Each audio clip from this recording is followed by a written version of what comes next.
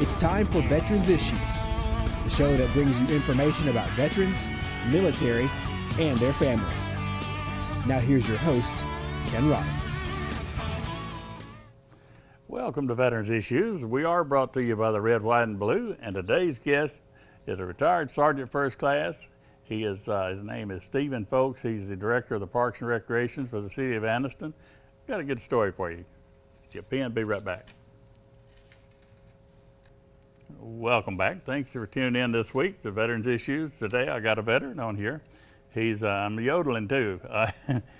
His name is Stephen Folks, and Stephen's a retired Sergeant First Class.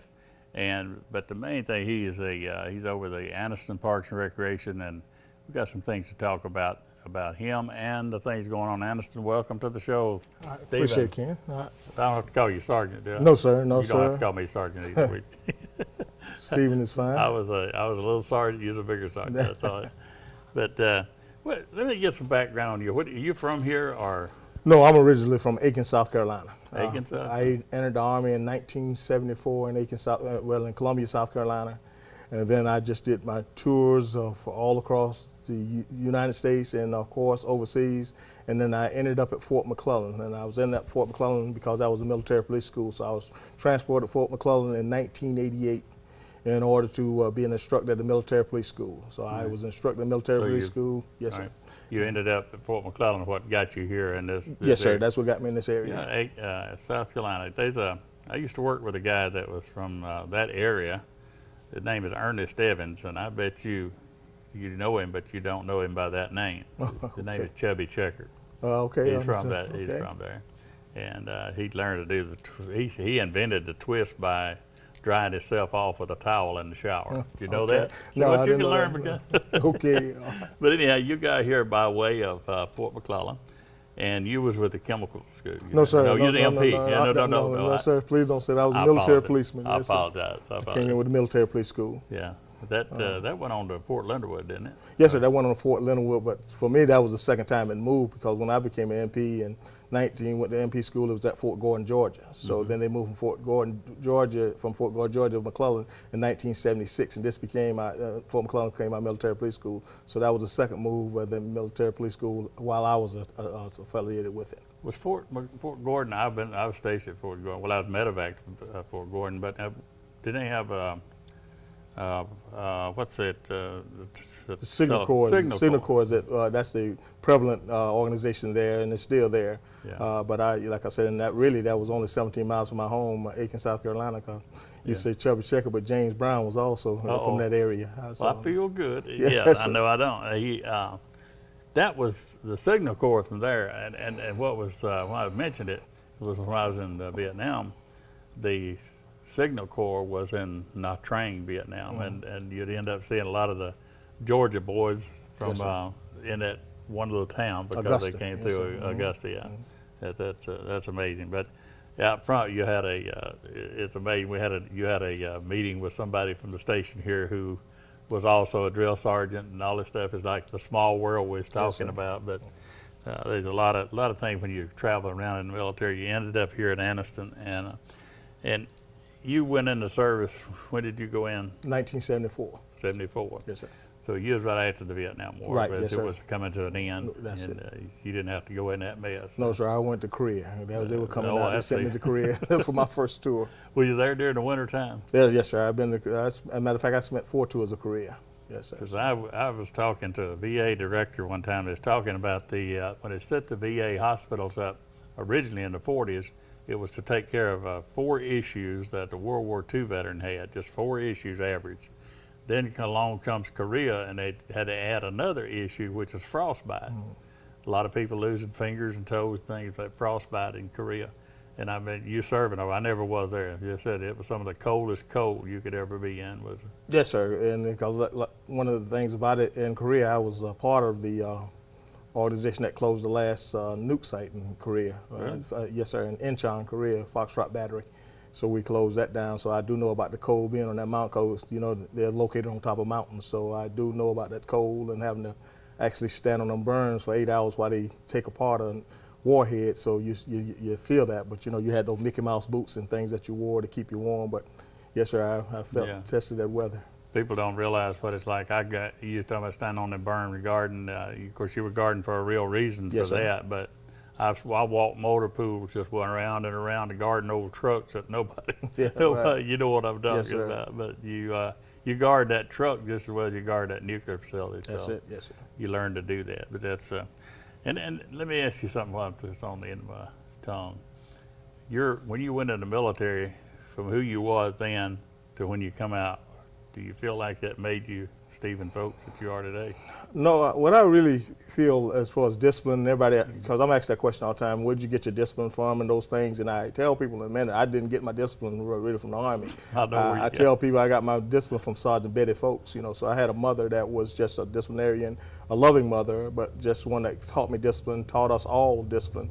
So when I went into the Army, I always understood yes sir, no sir. I understood the meaning of getting a haircut and those things I had to do. So that's where I really learned the discipline. What the Army taught me how to work with others, regardless of race, regardless of ethnicity. That's what the Army taught me, and that really the real mission, because there was always a real mission, and that's what the Army taught me. Yeah. Well, you know, I joined the service out on Noble Street, and I grew up in picking cotton and tomatoes and pimento peppers and stuff up on Sand Mountain, and back in that era of the racial divide and all that stuff. But when I went into service, I found I learned by alphabetically a guy named Robinson from Birmingham and me, Rollins, from down here. We shared upper, lower bunks and things like that, and I got to know somebody from a different side, and I learned about the bills he had and the things in common we had that I probably wouldn't have ever learned if I had not went to service. And then having to serve, and then you can relate to this, and it's like I got your back. It's a common phrase we use, but when you're sitting in a combat zone and your job is to watch this part, and his job lean into your back is to watch the other part, and you never have to worry, is he got my back? That's it. And he shouldn't worry, is he got my back? Right. And when in life, if we could like that, where I walk out the door, I know Stephen's got my back. That kind of I got my back versus, hey, I got your back. They don't realize what they're saying, but to me, it's got a different connotation than. Yeah, it does, because you're assigned a battle buddy, and you don't choose that battle buddy. You just arbitrarily said this is your battle buddy, and that's who you learn to be. You learn, like you say, learn everything about him. Even as a drill sergeant, that's one thing we continuously taught. That's your buddy. If I see you, I better know where you better know where your battle buddy's at, what they're doing at all times. I'll tell you something else. We got less than a minute. I want to, while we're on that subject, while you was on that berm and you was up on a hill, there was guys that you shared things with in the quietness of the night or whatever that you wouldn't share with your relatives. Yes, sir. That's why we get so close in the military. And we got to go to a break. I think you tell me and yelling in my ear and hurt my ear here. We'll be right back. We've got more with Stephen Folks when we come back. Welcome back to Veterans Issues. We're talking with Stephen Folks, the director of the Anniston Parks and Recreation, a retired Sergeant First Class, and we're going to talk about, Stephen, this one of the things I wanted to talk about today, I asked you to come here for a reason, is the kids. Today's kids, you just mentioned what the Folks family taught you, your parents. There's so many kids out there today that don't have the Folks family to teach them. The parents in the home, they come from single homes, divided homes, and broken homes. And where do they get that guidance? You and I did a thing up here in the park the other day about patriotism, because kids, they have a vague idea to stand when the anthem is played, but they didn't put their hand on the heart. They don't know why. They just know they're supposed to do it.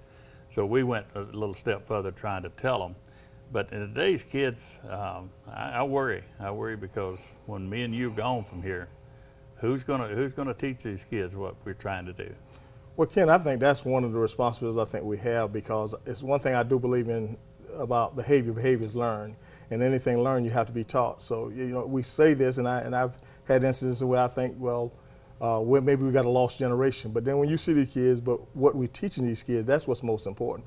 We got to take time out. We throw a whole lot of money at situations. We throw a whole lot of stuff at situations, but we don't throw time in at the situations. And that's one thing that the Army did teach me, is that demonstration. And that's, you got to demonstrate on how you do things, and how am I going to be a man if nobody's there to demonstrate how to be a man.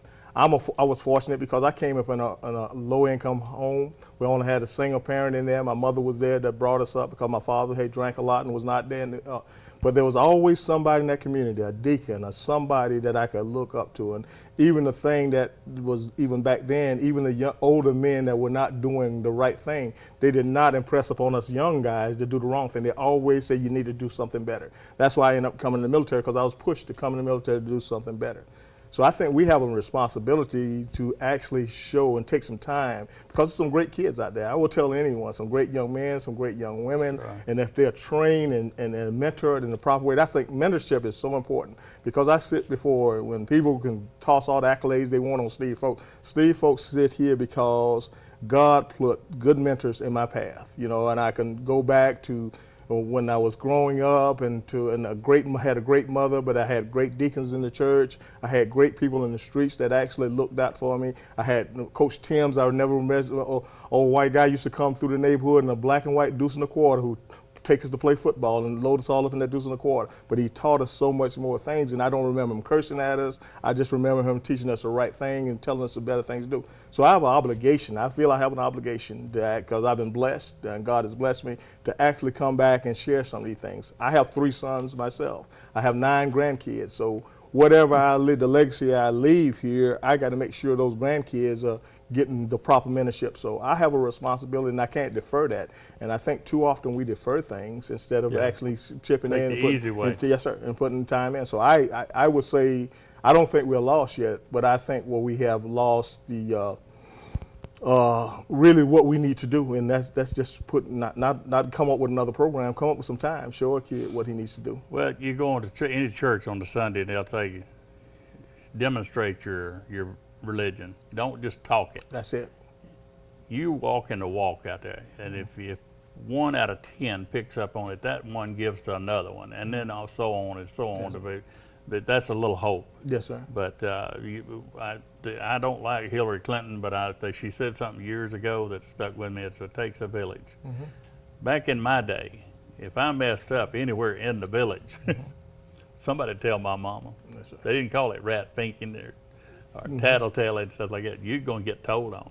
Ms. Jones was going to tell my mama what she saw Kenneth doing. Yes, sir. And they didn't worry about, oh, you're going to be a snitch. Oh, yes, I'm a snitch. Yes, sir. You walking on the street in my town, I better be assured there's a lot of eyes watching you, boy. Yes, sir. You know what I mean? I know exactly what you mean. And that's what it's important that we teach. It's all about choices. It's about the choices that youth make, that children make, and how do they make choices? They make choices from what they see.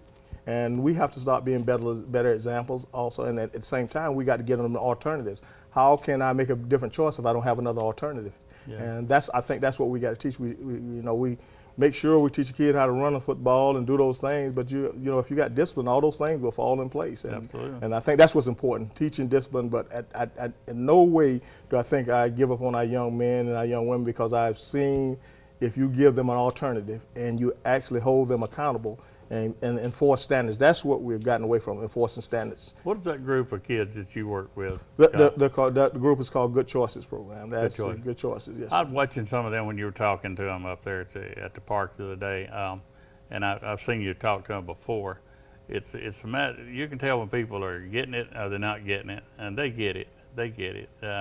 But they don't have any ownership in anything. They, like I said, from the homes that they come from. It's not their fault. They don't have, but you and I tried to put together the park up there that time and try to get some of these kids to play in and stuff, and then these thugs come in and just, ruined it all. Mm-hmm. But they don't have any ownership. These young youth of today, they don't own the parks, and they don't own anything, not physically on paper. But they need to feel like they if one can do it, all can do it, Yes, sir. But that's important for teaching ownership. When I came into the Carver Community Center, one of the first things I saw in the community center, you had 7 different colors in there. but this is your center. So how do we teach ownership? Okay, on Saturday, y'all meet me here, and let's get some paint. Let's paint it the color that we want to paint this place, the color. This is your ownership. Now, I'm thinking only maybe 3 or 4 kids going to show up on that Saturday morning. 45 kids showed up on that morning to actually paint the place and actually do something in the place, and now it becomes your place. Now you got ownership because you've invested into it. See, unless we teach investment and quit teaching entitlement and teach empowerment by having them invest, if they paint that place, even though that's your place, and once it becomes my place, then I'm going to take ownership of it. Wow. See, that's the thing, we got to teach ownership. Sometimes we say this kid is a thug, he's doing this. It's because he hasn't been taught ownership. But when you say this is yours, and you make him a part of it being his, but you be a part of it also, you can't just throw him out there and say you take care of it. You got to show him how to take care of it. Give them a nice car, and they're going to take it, keep it shine. Yes, sir. Keep it shine. But you got to show them that this is yours.